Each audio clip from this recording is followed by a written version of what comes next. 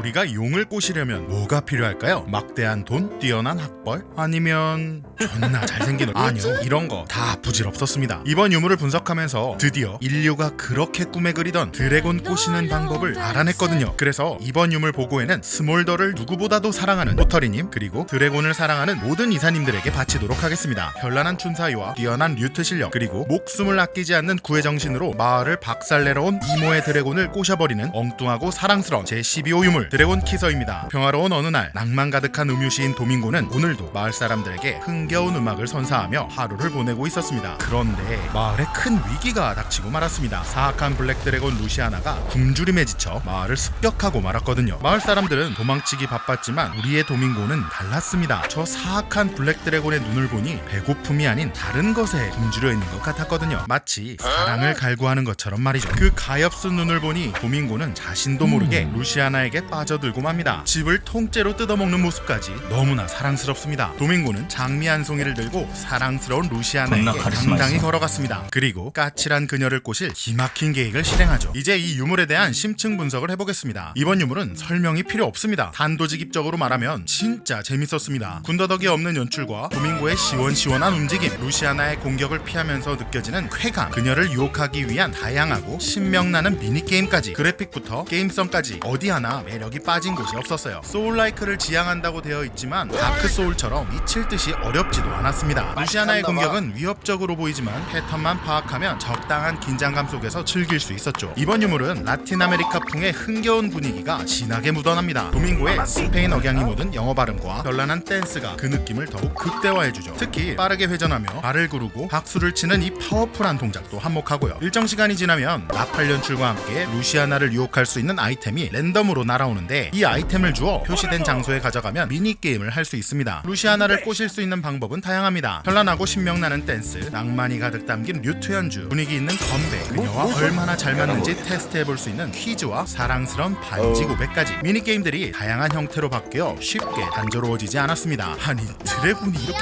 귀여워도 되는 겁니까? 이번에 확실히 알았습니다. 지난 데뷔 4호 유물 영호 생명체 때도 살짝 느꼈지만 이 비늘 달린 파충류도 꽤 매력있단 말이죠. 이 파충류의 진짜 매력이 궁금하신 이사님들은 이참에 상임이사에 가입해보시는 것은 어떨까요? 그게 무슨 소리야? 모든 것이 완벽해 보이는 유물이지만 아쉬운 부분도 있었습니다. 먼저 조작법을 알려주는 튜토리얼이 없는 것이 아쉬웠습니다. 사실 타이틀 화면에 조작법을 볼 수 있는 메뉴가 있긴 하지만 진정한 상남자는 설명글 따위 읽지 않잖아요. 그래서 저는 초반에 2단 점프가 있다는 사실도 모르고 루시아나의 브레스 공격을 계속 정직하게 얻어맞았습니다. 오히려 슬라이딩 자세가 딱 브레스를 피할 수 있을 정도의 간격으로 보여서 슬라이딩을 계속 시도했지만 안 피해지는 거예요. 그래서 늙어서 그런가 보다 했는데 그게 아니었습니다. 아이씨, 그럼 그렇지. 브레스는 2단 점프로 피하는 거더라고요. 시작할 때 조작법에 대한 간단한 튜토리얼이나 하다못해 조작법 이미지라도 나왔다면 늙었다는 자괴감에 빠지지 않고 진행할 수 있었을 것 같아요. 그리고 아이템을 운반하다 공격을 받으면 손에 들고 있는 유혹 아이템이 사라지는 경우도 있었습니다. 이 역시 의도된 상황이었다면 바닥 위치 표시도 같이 사라졌다면 좋았을 것 같습니다. 하지만 이번 유물의 불친절함이 가장 크게 드러나는 부분은 미니게임이었습니다. 미니게임에 대한 설명이 전혀 없어서 모두 다 시행착오를 거치며 익혀야 합니다. 물론 댄스와 류트 연주는 직관적이니 설명이 없어도 바로 이해하고 진행할 수 있었어요. 그러나 이 반지 끼워주는 미니게임은 아직도 어떻게 하는지 모르겠습니다. 재밌었지만 아쉬웠던 미니게임도 있었습니다. 이 타이밍형 댄스 미니게임은 노트가 하이햇 박자에 맞춰 나와 변화 없이 일정한 간격으로만 나옵니다. 도밍고는 온몸으로 사랑을 표현하고 있는데 플레이어는 재미없는 하이햇 박자의 키를 누르다 보니 도밍고만큼 흥이 나지 않더라고요. 루시아나와의 커플 테스트도 아쉬웠어요. 루시아나는 피자에 파인애플 토핑을 올리는 건 어떠냐, 어떤 애완동물을 좋아하냐와 같은 시시콜콜한 질문들을 합니다. 그러면 당연히 내 취향대로 대답을 해야 하잖아요. 근데 루시아나는 싫어하더라고요. 아니, 서로 좋아하는 취향이 다를 수도 있잖아요. 안됩니다. 이건 인정할 수가 없고.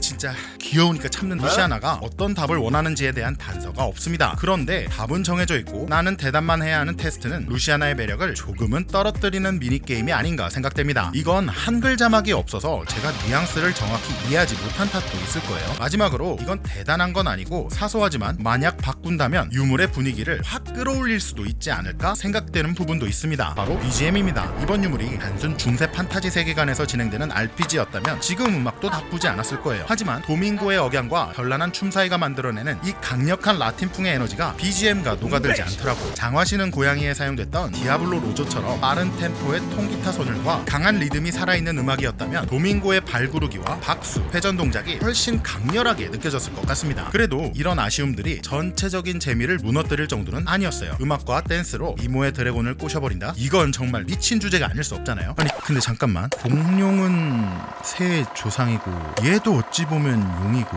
도밍고가 새니까